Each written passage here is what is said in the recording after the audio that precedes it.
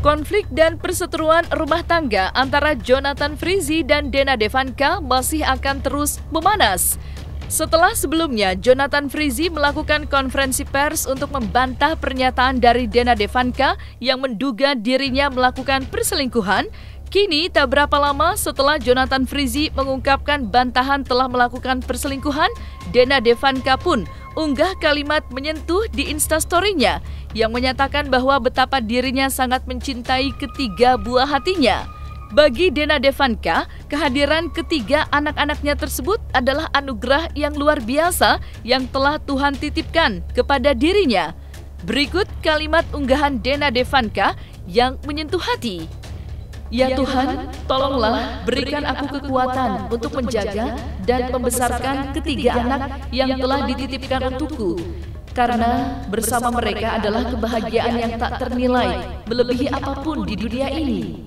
Kerja kerasku, rezekiku itu semata hanya untuk ketiga buah hatiku yang sangat amat kucintai ini. Semoga selalu dilancarkan dan dimudahkan segala urusan. Thank you for understanding my kiddos. Kalian sungguh anak-anak yang pengertian dan penuh kasih sayang buat mama. My life will not be the same without you guys. Jangan tanya papanya di mana, sudah tidak pulang 2 hari. Cuma taruh baju kotor tadi subuh, dan like always, setelah preskon gak pulang pastinya 2 hari. Tapi sudah terlatih dan sudah terbiasa juga kok. Triple Z gak nyariin juga, ya tinggal nunggu di telepon aja kapan bapak kangennya. Well, people do change, and he will never be the same person again. It's okay, don't worry.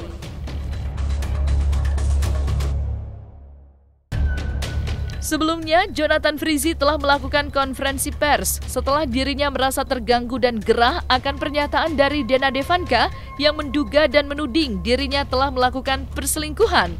Diakui oleh Jonathan Frizzy, persoalan rumah tangganya telah terjadi 5 tahun belakangan ini.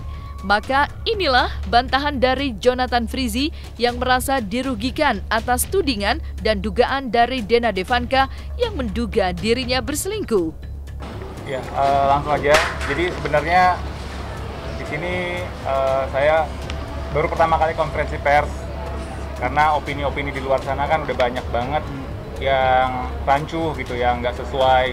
Jadi di sini saya dan tim-tim dari teman-teman pengacara mau mengklarifikasi dan meluruskan apa yang tidak benar gitu. Jadi sebenarnya sedih dan malas banget.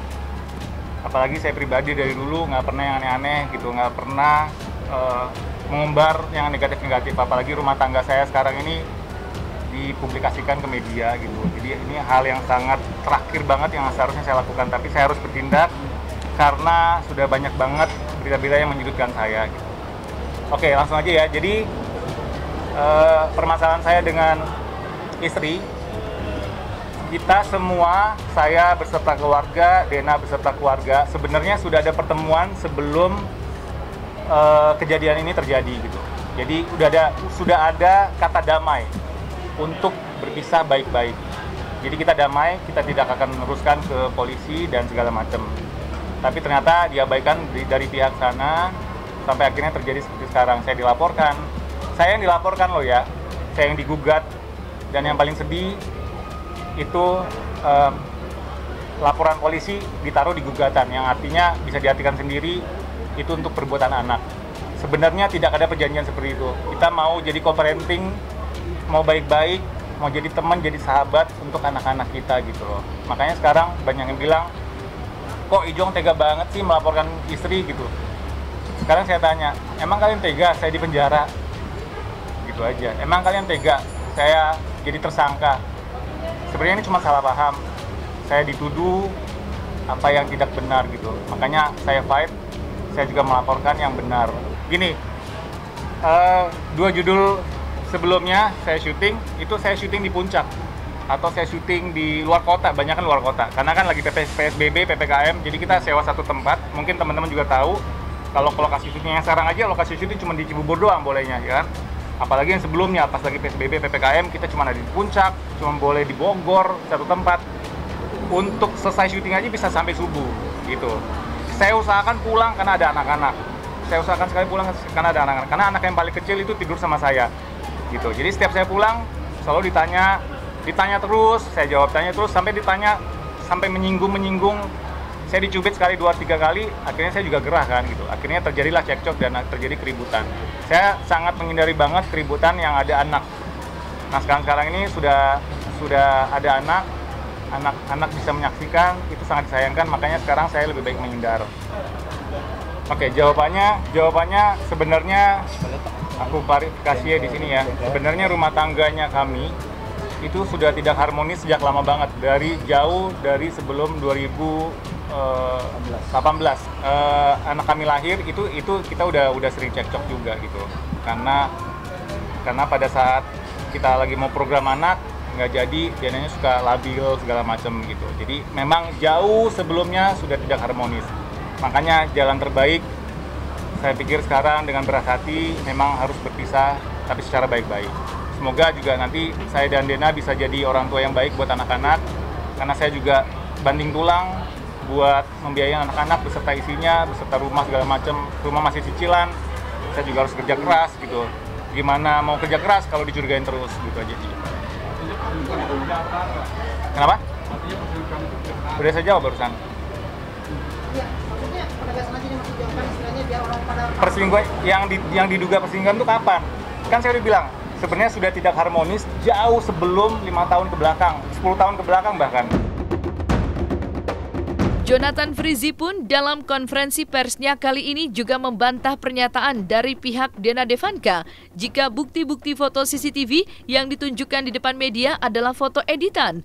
Maka untuk membuktikan bahwa bukti yang ditunjukkan oleh Jonathan Frizzy benar dan bukan editan, dengan kepala tegak pihak Jonathan Frizzy menunjukkan video asli dari CCTV dugaan kekerasan yang dilakukan oleh Dena Devanka terhadap Jonathan Frizzy.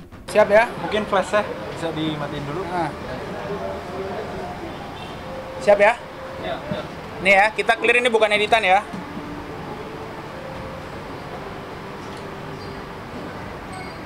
Oke, clear?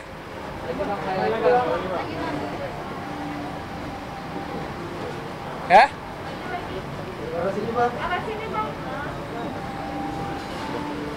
Ya? Oke, jadi kita tegaskan itu bukan editan ya. Itu kan bukti chatnya yang diliatin dari versi dia aja mas. Kan aku nggak perlu lah liatin versi chat yang lain gitu. Masa sih kita sebagai laki-laki atau sebagai suami yang cari nafkah, saya dari dulu dari SMP udah cari nafkah sendiri loh, sampai ke Dena masih cari nafkah sendiri, tidak ada orang tua sama sekali. Jadi saya benar-benar bayar cicilan, biayain anak, biayain Dena itu semua sendirian gitu. Masa iya lagi syuting lagi dicurigain terus, ditanyain terus gitu, pasti ada batasnya gitu. Kan dari sisi Denanya nunjukin chat dia seolah-olah saya marah-marah, kan sebelumnya belum tahu apa isinya gitu, apa pemicunya, ada sebab dan akibat gitu. Makanya saya minta juga buat pengacaranya Dena, buat udahlah, maksudnya abis preskon ini, ayo kita bukan malah memperkeruh, akhirnya jadi seperti ini gitu. Jadi udah nggak usah sama-sama keras-kerasan, karena kalau mau main keras-kerasan nggak ada juntrungannya. Kita baik-baik aja, kita sama-sama damai ya, bukan kita juga hatinya pakai kasih dan sayang kok, kita pengen damai. Semoga dari sana juga harus damai. Jangan pengacara mereka malah memanas-manasin Dena gitu loh.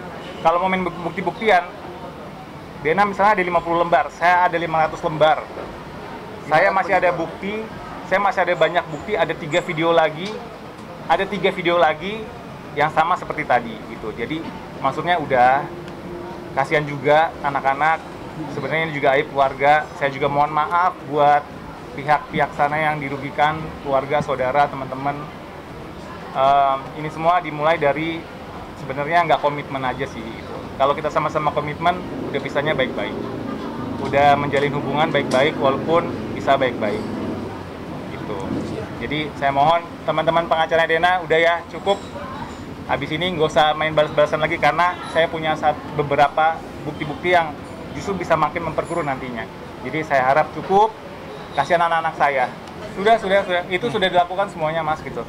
Pada saat kita awal mulanya pada saat saya ngajak ngobrol segala macam, dia malah nantangin saya waktu itu.